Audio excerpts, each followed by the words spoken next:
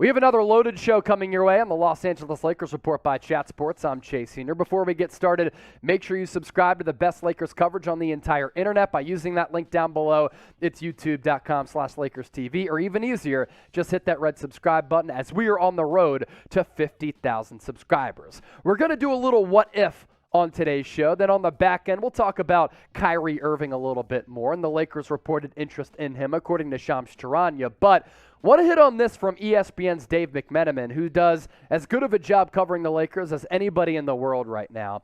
What if the Lakers don't land Kyrie Irving? What are some of their other options?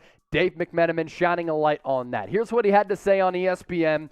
If Kyrie does not work out, the Lakers do have plans in place, as does any good business out there, by the way, or plans they hope they'll be able to execute to achieve shooting on that roster in other directions, whether that be a veteran like Buddy Hield, who they almost got on last year's draft day, and you see Indiana just traded away Malcolm Brogdon. There could be moves to make and moves to come for perhaps a guy like Eric Gordon in Houston as well. I know Irving has been in Los Angeles. This coming from Marc Stein on his Substack, that Kyrie has been in LA this week, but that's not the source of my confidence. It stems from repeated rumbles in circulation that LeBron James is rooting hard for Irving's addition to the roster. James, I'm told, wants to see Irving in Lakerland more than anyone for a reunion to come back in place for a duo that won a championship with the Cleveland Cavaliers back a couple of years ago, and they were able to lock down that championship because of the LeBron block as well as the Kyrie Irving three-pointer.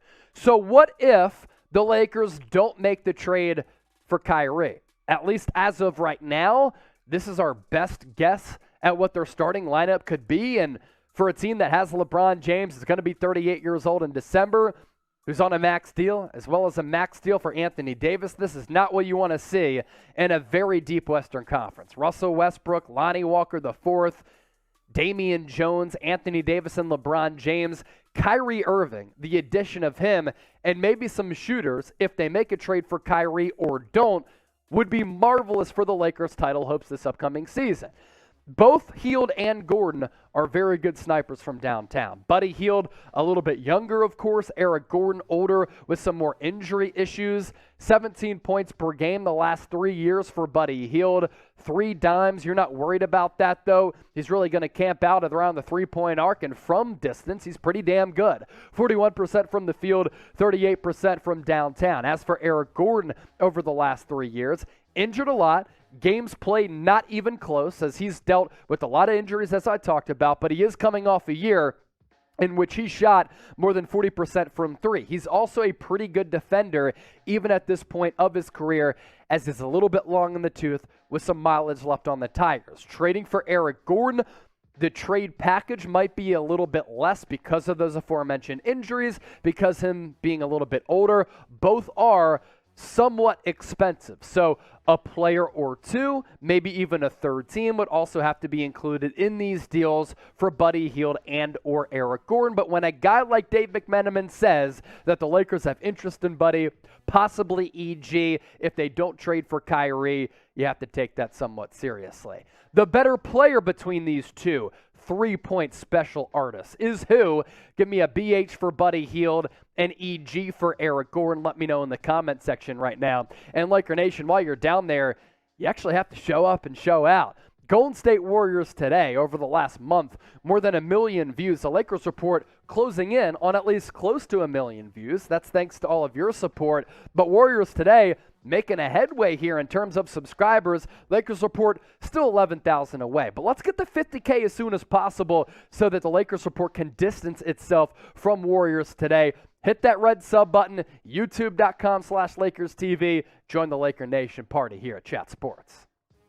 Let's get to the latest on Kyrie Irving, who continues to be one of the biggest storylines in the NBA right now. Shams Charania reporting on Sunday morning. A couple of teams interested, a couple of other reports. We want to get from some notable media figures that we want to pass along as well. The Kyrie Irving latest trade buzz picking up as the KD-Kyrie duo nears a breakup in Brooklyn. And I've said this ever since the Kevin Durant trade request is made. The Brooklyn Nets, in my opinion, they're not going to build around Kyrie Irving. So if they trade away KD, they're not going to move forward with Kyrie on this roster. It doesn't make financial sense, and it doesn't make business sense at all going into the final year of his deal, given his lack of availability and lack of leadership skills to start building your franchise with him to kickstart your rebuild. So we first start off with Chris Haynes. He said this on Saturday night. Los Angeles Lakers, Brooklyn Nets actively engaged in trade discussions centered on a Russell Westbrook, Kyrie Irving package, league sources tell ESPN. Then he followed that up with this.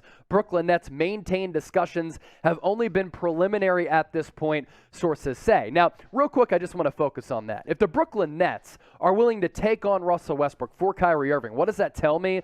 There is no other interest out there across the NBA. That means that they have to settle for that type of package, and Kyrie Irving is the better player. Russell Westbrook, really expensive at $47 million. The athleticism gone downhill just a bit. The game has continued to trickle in a downward trajectory too over the last couple of years. If the Nets take back Russell Westbrook, I really think it reeks of desperation for just wanting to get rid of Kyrie and there not being any other offers out there. More from Chris Haynes on the Lakers-Nets trade talks. Draft compensation is an ongoing talking point for the Nets, and they want shooting guard Joe Harris, who is recovering from left ankle surgery, and his remaining nearly $39 million owed over the next 2 years included in the deal, sources said. The Lakers have been disinclined to the inclusion of Harris and are instead seeking the insertion of sharpshooter Seth Curry as part of the arrangement, sources said. There's also this from SNY's Ian Begley, who really does a good job reporting on the NBA.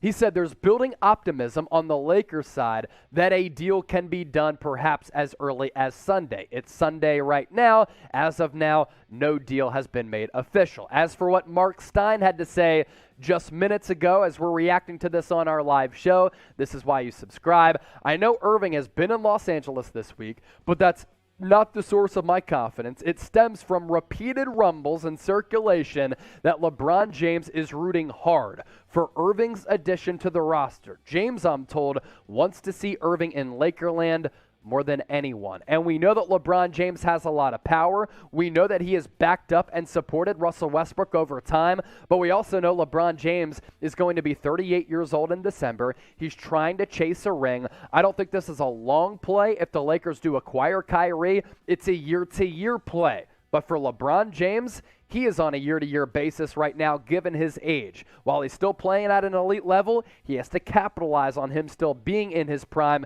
coming off a marvelous season at his age, and bringing in Kyrie would greatly help out the Los Angeles Lakers. Now, just moments ago, I did say that Shams Charania had reported on a couple of other teams in the mix. He said this morning, and there are some conflicting reports here, but he did say, in addition to the Lakers, it's the Philadelphia 76ers as well as the Dallas Mavericks maintaining their interest in one of the more mercurial superstars over the last couple of years and last several years, because you never know what's on the mind of Kyrie Irving. As for those reports, we'll tell you about them and relay them to you coming up here in just a few moments. But first, make sure you subscribe to our main Chat Sports YouTube channel, youtube.com/chatsportstv. We continue to grow like crazy. A big reason for that, all of your support and us just working hard to bring you the best NFL, NBA, and college football coverage. That link is below. It's youtube.com/chatsportstv. As for the conflicting report aspect of this, John Clark, NBC Sports Philadelphia, does a great job covering the 76ers and does have some inside sources on the inner thinkings of that organization.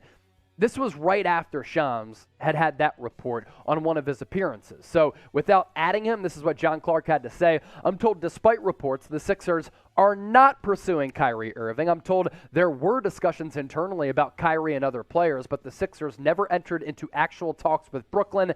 As far as Kevin Durant, remember, he has a big say in where he will end up, and that there is true.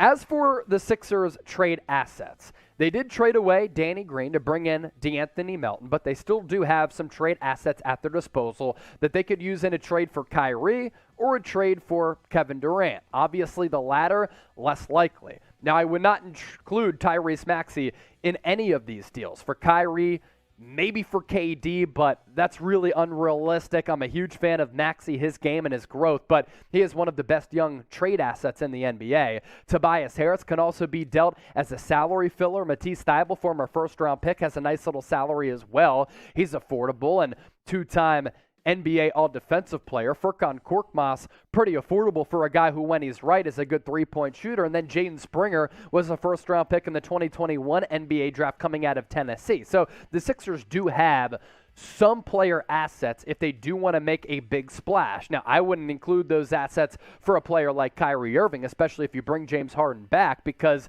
there were those reports about Harden and Kyrie not getting together and not getting along. So I do think it's unrealistic, but we're just passing you along the latest news and rumors because that is our job. As for the Dallas Mavericks, youtube.com/MavsTV, let's get to the Mavs on this front. Look, here's the deal with Dallas. You lose Jalen Brunson, and right now there is a need to fulfill and a hole that you have to also fill. And for the Mavericks, are you comfortable with having Spencer Dinwiddie kind of run your second unit, maybe even be your starting point guard? I don't think so. If you sign Goran Dragic, what does that do for you as an organization? Not much. Although I think Dragic would be a good backup point guard and teaming up with his Slovenian running mate and Luka Doncic. But if the Mavs do want to trade for Kyrie, and that backcourt duo would be pretty fascinating between Kyrie as well as Luka, I think it would move the needle. Now, I could see Luka just being beside himself if Kyrie says some of the things that he does that are very mysterious and doesn't show up to the arena. But Tim Hardaway Jr., Spencer Dinwiddie, Reggie Bullock, Davis Bertans, and Dwight Powell, they are also all assets that the Mavs could use in a trade. Now, I did just mention Goran Dragic. He is no longer an option for the Dallas Mavericks. We're reacting to this live as well. He has signed a one-year deal with the Chicago Bulls. The 2018 All-Star will help bolster an already strong Chicago backcourt. That coming from Jordan Schultz. So forget everything I said about Goran Dragic. He is not going to the Dallas Mavericks. Kyrie's next team. It will be where? Pick the destination right now. LAL for the Lakers, DAL for the Dallas Mavericks, PHI for the Philadelphia 76ers. If you think it's going to be a different team, I want you to comment which team it is in the comment section right now. Appreciate all of you for making today's show a part of your day. And don't forget to hit that sub button for the best NBA coverage year-round.